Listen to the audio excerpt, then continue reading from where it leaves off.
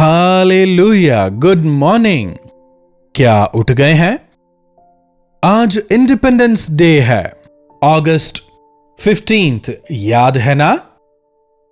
देश भर में आज स्वतंत्रता दिवस को मनाया जा रहा है, झंडा फहराया जा रहा है। And as Indians we celebrate this day, and at the same time we need to pray for our country. हमारे बाइबल में हमारे देश के जिक्र को, हिंदुस्तान के जिक्र को हम पाते हैं। एस्तर की पुस्तक पहले अध्याय की पहली आयत में क्षयर्ष नाम राजा के दिनों में यह बातें हुई, जो 127 प्रांतों पर अर्थात हिंदुस्तान से लेकर कूश देश तक राज्य करता था। क्षयर्ष राजा जो था वो हिंदुस्तान से लेकर कूश अर्थात अफ्रीका तक वो राज्य किया करता था। और एस्तर रानी जो है वो उन्हीं दिनों हमारे देश के लिए जीवित परमेश्वर से प्रार्थना करती है। और ये घटना करीब करीब 486 बीसी के आसपास की है। उसी दौरान हमारे देश के जिक्र को हम वहां पाते हैं। भारतीय होने के नाते यह हमारे लिए कितने बड़े गौरव की बात है। तो आइए मिलकर हम प्रभु की स्तुति करें, अपने देश के लिए हम प्रार्थना करें। प्रार्थना से शुरुआत करें। महापवित्र पिता परमेश्वर, प्रभु, अनेक सालों की गुलामी के बाद हमारे देश को आपने आजादी दिलवाई और एक स्वतंत्र देश होकर दिन प्रतिदिन उन्नति करने का जो अनुग्रह दिया, उसके लिए आपका धन्यवाद। हमारे देश को आपने सुरक्षित रखा, हमारे राजनेताओं को, अधिकारियों को अच्छी तरह शासन करने का अनुग्रह दिया, देशवासियों के बीच एकजुटता बनाए रखी, एक देश होकर हम आगे बढ़ सके। हमारे देश पर आपके प्रेम के लिए आपका धन्यवाद। हमारे देश पर आप अनुग्रह बनाए रखें। यीशु के नाम से प्रार्थना मांगते हैं, आमीन। फैक्ट्स ऑफ फैक्ट्स, वास्तविकता वास्तविकता है। हमें अपने जीवन में प्रभु की स्तुति करना सीखना है। ईस्ट इंडिया कंपनी 1757 के आसपास हमारे देश में आती है और उस पर कब्जा करके हमारे देश को गुलाम बना लेती है। करीब 200 साल की गुलामी के बाद, काफी संघर्ष करने के बाद, स्वतंत्रता सेनानियों ने असहनीय पीड़ा को सहने के बाद अंततः अगस्त 15, 1947 को उन्होंने हमारे देश को अंग्रेजों के हाथों से स्वतंत्रता दिलाई। हमारा देश अंग्रेजों से आजाद हुआ। वास्तव में यदि देखा जाए, जब अंग्रेजों ने हमारे देश को छोड़ा, हमारा देश ऐसा नहीं था। काफी गरीबी में था, अर्थव्यवस्था चरमराई हुई थी, एजुकेशन सिस्टम ठीक नहीं था, गरीबी, भुखमरी एकदम चरम पर थी। उन दिनों में चाइना और इंडिया को अंधकार देश कहा जाता था। लेकिन स्वतंत्रता मिलने के बाद बीते 78 सालों में हमारे देश ने कितनी तरक्की की है, हम देख सकते हैं। संसार के विकसित देशों के साथ हमारा देश आज कंपीट करता है। आज हम चाहे किसी भी क्षेत्र को कंपेयर करें, संसार के विकसित देशों के सामने हमारा देश किसी भी क्षेत्र में उनसे कम नहीं है। इसके लिए प्रभु की स्तुति हो। क्या आप जानते हैं, हमारे देश में 22 ऑफिशियल लैंग्वेजेस हैं, फिर उनमें 122 मुख्य लैंग्वेजेस हैं, 1500 अलग अलग बोलियां बोलने वाले लोग हमारे देश में रहते हैं। इतने सारे विभिन्न भाषाओं वाला देश, इतनी विभिन्न बोलियों वाला देश, उन दिनों में मिशनरियों के मेहनत की वजह से आज कई सारी भाषाओं में या तो पूरी बाइबल या बाइबल के कुछ भाग लोग अपनी अपनी भाषा में पढ़ने पा रहे हैं। इसके लिए प्रभु की स्तुति हो। हमारे देश के तमाम कोनों में प्रभु यीशु से प्रार्थना करने वाले लोग मौजूद हैं। ऑफ कोर्स साउथ में ज्यादा है, नॉर्थ में थोड़े कम हैं, उसके कारण हम लोग ही हैं। उन दिनों में एरोप्लेन्स नहीं थे, इसलिए अगर कोई हमारे देश में आना चाहे तो समुद्र के जरिए ही आना होता था। तो समुद्र के रास्ते उन दिनों में जब मिशनरीज आए, स्वयं प्रभु यीशु मसीह का शिष्य थोमा उन दिनों में केरला फिर तमिलनाडु में आया, फिर विलियम कैरी वेस्ट बंगाल में आए, और इसीलिए इन प्रांतों में प्रभु यीशु मसीह का वचन ज्यादा फैला। यीशु मसीह के वचन को सुनाया गया और कई सारे विश्वासी तैयार हुए। अब यहां से देश भर में प्रभु यीशु के वचन को फैलाने का काम हमारा था, लेकिन हमने क्या किया? हर एक गली में चर्च खोल के बैठ गए। इसका लेखा हमें प्रभु यीशु को देना होगा। लेकिन फिर भी प्रभु ने अपने अनुग्रह से कई लोगों को खड़ा किया जो देश के विभिन्न भागों में गए, सेवकाई की, और आज कई जगहों में चर्चेस हैं। दुनिया के कई ऐसे भागों में जहां प्रभु यीशु के वचन का प्रचार निषेध है, वहां पर भी कई लोगों ने जाकर अपनी जान को जोखिम में डाला, प्रभु के वचन को सुनाया। इसके लिए प्रभु की स्तुति हो। प्रत्यक्ष तौर पर मसीह यीशु की संतानों ने देश के लिए कुछ नहीं किया, ऐसा भले ही लगता हो, लेकिन प्रभु के प्रेम को फैलाकर प्रार्थना करने वाले विश्वासियों की वजह से देश को आशीष मिलती है। वचन कहता है ना कि हम संसार के लिए नमक हैं। भोजन को रुचिकर बनाने वाला नमक होता है। वैसे ही एक वास्तविक विश्वासी जीवन में अशांत, निराश बैठे लोगों के लिए नमक बनता है, आदर्श बनता है। प्रभु कहते हैं, तुम संसार की रोशनी हो। चेन्नई में मरीना बीच पर एक लाइट हाउस है। वो हमेशा घूमता रहता है। क्यों? ताकि अगर कोई समुद्र के अंधेरे में भटक जाए, कहां जाना है समझ ना आए, तो दूर से इस रोशनी को देखकर समझ पाए कि हां, किनारा उस और है, और वो किनारे पर पहुंचने पाए। आज कई सारे लोग भटके हुए हैं, कहां जाना है उन्हें नहीं पता है। उन्हें यीशु मसीह ही मार्ग, सत्य और जीवन है।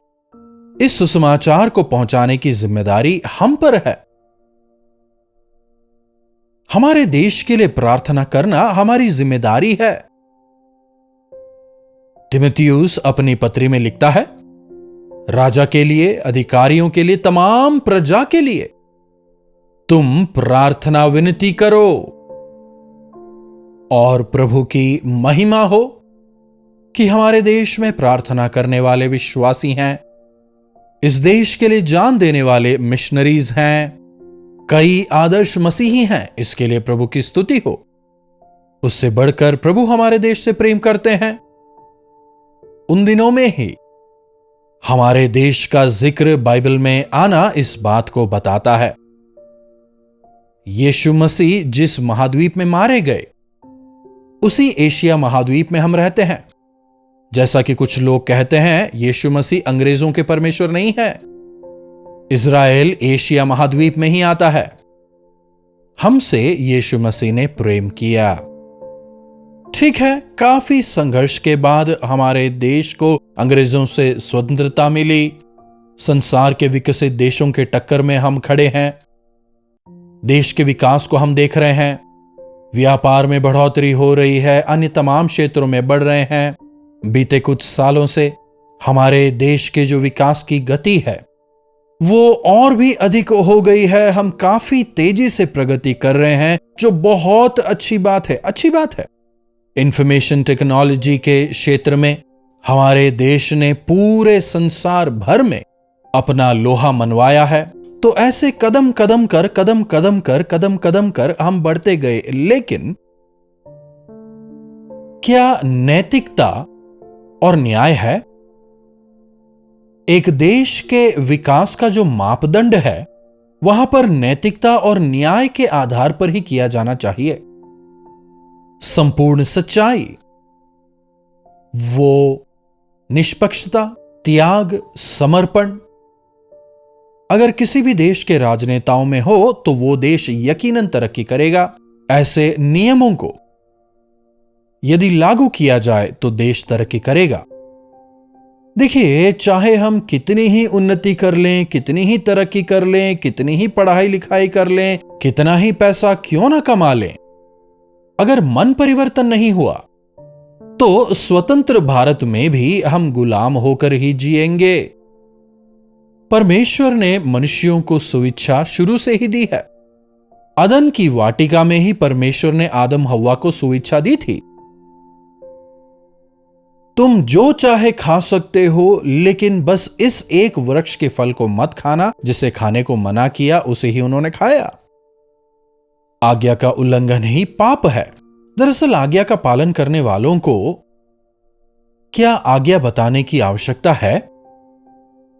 विडंबना देखिए, नियम काफी होते हैं लेकिन उनका पालन करने वाले नहीं हैं। इसीलिए भले ही कई क्षेत्रों में विकास कर रहे हों, लेकिन नैतिक बढ़ोतरी जो है वो नजर नहीं आ रही। कई सारे क्रिश्चियन कंट्रीज कहलाने वाले कई सारे देश भी नैतिक तौर पर पतित हो रहे हैं, क्योंकि वे परमेश्वर को भूल गए, नैतिकता खो दी, प्रभु के वचनों को छोड़ दिया। अमेरिका जैसा जो देश है, डॉलर पर भले ही उन्होंने प्रिंट करवा दिया हो, इन गॉड वी ट्रस्ट, लेकिन यदि वाकई में देखा जाए तो उनकी स्थिति भी बद से बदतर ही हो रही है। कारण, अगर देश पतित हो रहा है मतलब देशवासी पतित हो गए हैं, अगुवे पतित हो गए हैं। देखिएगा, देश का मतलब मिट्टी नहीं बल्कि उसमें जीने वाले लोग हैं। देश के निवासियों का नैतिक जीवन जिस प्रकार का होगा उसी आधार पर देश को महिमा मिलेगी या शर्मसार होगा। कोई सा भी देश होने दीजिए, आधार वही है। नैतिकता का पालन करने वाले, न्याय संगत तरीके से जीवन जीने वाले उन्नत स्थिति में पहुंचाए जाते हैं, उठाए जाते हैं। यदि हम कितने ही नियम बना लें पर अगर देशवासी उनका पालन ना करें, अगर उनका मन ना बदले, तो क्या उन नियमों का कुछ लाभ है? बताइए। हमारे देश में कई सारे नियम हैं, कानून हैं, लेकिन लोग उनका उल्लंघन ही करते हैं। आज अगर हमारे न्यायालयों की स्थितियों को देखें, कितने सारे कोर्ट केस पेंडिंग हैं, इस बात को स्पष्ट करते हैं। इसीलिए प्रभु यीशु मसीह कहते हैं, जब तक पुत्र तुम्हें स्वतंत्र ना करे तुम स्वतंत्र नहीं होगे। प्रभु यीशु जब हमें स्वतंत्र करते हैं, वास्तविक स्वतंत्रता पाते हैं और उनके संतान कहलाते हैं। देखिएगा, यूहन्ना रचित सुसमाचार उसका 8वां अध्याय 34वीं आयत से पढ़ना चाहूंगा। यीशु ने उनको उत्तर देते हुए कहा, जो पाप करता है वो पाप का दास है। भले ही हम कहते हो हमें स्वतंत्रता मिली, लेकिन यदि पाप करते हैं तो हम पाप के दास हैं। सिगरेट पीने वाला सिगरेट का दास है, व्यभिचार करने वाला व्यभिचार का दास है। समझ रहे हैं? ड्रग्स लेने वाले ड्रग्स के दास हैं। भले ही आप किसी भी स्वतंत्र देश में चले जाएं, लेकिन अगर आप स्वयं पाप के दास हैं तो स्वतंत्रता का क्या फायदा? You are still a slave. इसीलिए वे आगे कहते हैं, यदि पुत्र तुम्हें स्वतंत्र करेगा तब तुम स्वतंत्र हो जाओगे। जब यीशु आपको आजाद कराएंगे तो आप आजाद हो जाएंगे। प्रभु यीशु बंधुओं को छुड़ाने वाले हैं। प्रभु यीशु हमारे मन को बदलते हैं, हमारे पाप के स्वभाव को बदलते हैं। और जब हमारा पापमय स्वभाव बदलता है, जब हमारा चाल चलन बदलता है, हमारा व्यवहार बदलता है, तब हम परमेश्वर की दृष्टि में स्वीकारे जाते हैं, संसार में भी प्रभु की महिमा को उजागर करने पाते हैं। प्रभु के सेवक D.L. मूडी इस प्रकार से कहते हैं, अगर संसार की हर एक मां मेरी मां की तरह हो तो इस संसार में कोर्ट, पुलिस स्टेशन ये तमाम नहीं होंगे। मतलब प्रार्थना करने वाली उस मां ने बचपन से ही अपने बेटे को सिखाया चोरी नहीं करना, झूठ नहीं बोलना, हत्या नहीं करना। जो 10 आज्ञाएं हैं उनके सार को उन्होंने सिखाया। अगर कोई इंसान उन 10 आज्ञाओं को पालन करते हुए जीता है तो फिर पुलिस स्टेशन या कोर्ट की क्या जरूरत? एक दूसरे को नीचा दिखाते हुए लड़ाई झगड़ा करने की जरूरत ही नहीं। लेकिन आज मनुष्य स्वार्थी है, इसलिए युद्ध। क्या देश की जमीन देश के लिए काफी नहीं? क्या आपका अपना मकान आपके लिए काफी नहीं पड़ रहा? इसीलिए ही तो ना पड़ोसी की जमीन को हड़पना, पड़ोसी देश की जो जमीन है उसे अपना कहना। क्यों? नैतिकता खत्म हो गई है। तो ऐसी भयंकर जो परिस्थितियां हैं उनके बीच में संसार भर में प्रभु यीशु मसीह का कार्य होने पाए, परमेश्वर का भयंकर न्याय आने से पहले पवित्र आत्मा का कार्य होने पाए, विशेषकर हमारे भारत देश में पवित्र आत्मा का कार्य बढ़ने पाए, हमारा देश आशीष पाए, इसके लिए हमें प्रार्थना करने की जरूरत है। प्रार्थना। महापवित्र पिता परमेश्वर, आपके वचनों के लिए प्रभु आपका धन्यवाद। हमारे देश के लिए हम आपका धन्यवाद करते हैं। इस देश में आपने हमें रखा है, इसके लिए हम आपका धन्यवाद करते हैं। आप हमारे देश से, हिंदुस्तान से प्रेम करते हैं। हमारे देश के जिक्र को हम बाइबल में पाते हैं, इसके लिए धन्यवाद। प्रभु, हमारे देश को हम आपके सन्मुख लेकर आते हैं। होने दें प्रभु कि हमारे देश में न्याय, नैतिकता, प्रेम, पवित्रता बढ़ने पाए। विशेषकर हम जो आपकी संतान कहलाते हैं, होने दें कि हमारे इस देश में आपके प्रेम को, वास्तविक प्रेम को हमारे जीवनों से दर्शाने वाले हम हो जाएं। प्रभु, होने दें कि हम अन्यों के लिए आदर्श बन जाएं। हमारे जीवनों से हम आपको प्रदर्शित करने वाले, आपके गवाह होकर जीने का हमें अनुग्रह दें प्रभु। प्रभु, हमारे देश के लिए हम प्रार्थना करते हैं। देश के नेताओं के लिए, राजनेताओं के लिए प्रार्थना करते हैं। President, PM, chief ministers, bureaucrats, MP, MLA, तमाम लोगों को आपके हाथों में सौंपते हैं प्रभु। प्रभु, उन्हें आशीष दें, बुद्धि ज्ञान दें कि वे देश का शासन और बेहतरी से चलाने वाले हो जाएं। यीशु के नाम से प्रार्थना मांगते हैं, आमीन। अब हमारे पिता परमेश्वर का प्रेम, प्रभु यीशु मसीह का अनुग्रह, पवित्र आत्मा की संगति और सहभागिता हम में से प्रत्येक के साथ आज, कल और सर्वदा बनी रहे, आमीन। Happy independence day. God bless you. अपने प्रार्थना विषयों को आप हमें 9884907779 पर व्हाट्सएप, वॉइस मैसेज या टेक्स्ट के जरिए भेज सकते हैं। हम अवश्य आपके लिए प्रार्थना करेंगे। प्रभु जरूर चमत्कार करेंगे। अपने देश के लिए प्रार्थना करने की जिम्मेदारी प्रभु ने हमें दी है। अपने देश के लिए, अपने देश के राजनेताओं के लिए हम प्रार्थना करें ताकि हमारा देश दिन दोगुनी रात चौगुनी तरक्की करे। अगर आपने चैनल को सब्सक्राइब नहीं किया है तो आप अवश्य चैनल को सब्सक्राइब करें, लाइक और शेयर भी आप जरूर करें। इस कार्यक्रम का प्रसारण 4 विभिन्न भाषाओं में YouTube पर किया जाता है। यदि आप चाहें या आपके कोई मित्रगण हैं जो उन भाषाओं को बोलते हैं तो उनके साथ आप इन कार्यक्रमों को शेयर कर सकते हैं। तमिल, तेलुगु, हिंदी, कन्नड़ा, 4 भाषाओं में इन कार्यक्रमों का प्रसारण होता है। इन भाषाओं को बोलने वाले अगर आपके कोई मित्र हैं, उनके साथ आप इन्हें शेयर करें ताकि वे भी प्रभु के वचनों को सुने और अपने जीवन में आशीष पाएं। अगर इन कार्यक्रमों के जरिए आपने अपने जीवन में आशीष पाई है और अगर आपको पवित्र आत्मा इन कार्यक्रमों में प्रभु की सेवकाई में भागी होने के लिए प्रेरित करते हैं। और अगर आप आर्थिक तौर पर इस सेवकाई की मदद करना चाहते हैं तो आप हमें व्हाट्सएप करें, हमारी टीम आपसे संपर्क करेगी और आवश्यक जानकारी आपको देगी। इन्हीं वचनों के साथ आज मैं आपसे विदा लेना चाहता हूं। प्रभु परमेश्वर का अनुग्रह हम सबों पर लगातार बना रहे। कल्वरी दर्शन, ये है प्रेम के दर्शन, यीशु प्रेम के दर्शन। कल्वरी दर्शन,